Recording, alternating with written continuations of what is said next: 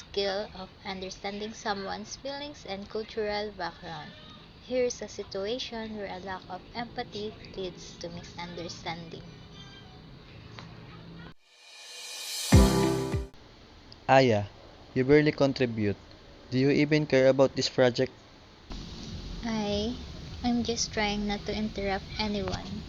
Jordan thinks Aya is unprepared, but Aya stays quiet out of respect. This is cultural difference. Jordan decides to apply empathy building to understand Aya instead of jumping to conclusions.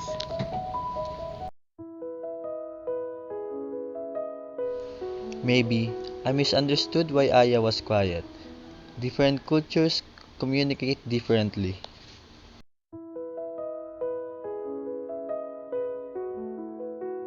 Hey Aya, I realize I might have misread the situation. Can you share how you prefer to participate during meeting? In my previous workplace, we waited for someone to call on us. I don't want to seem rude.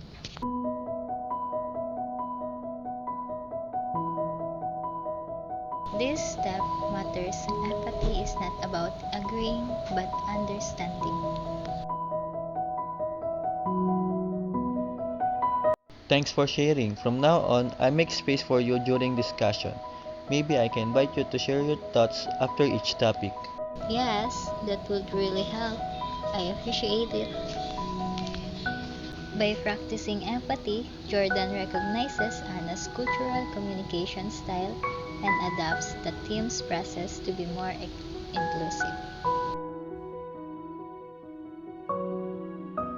Before we move on, Aya, do you want to share your insights?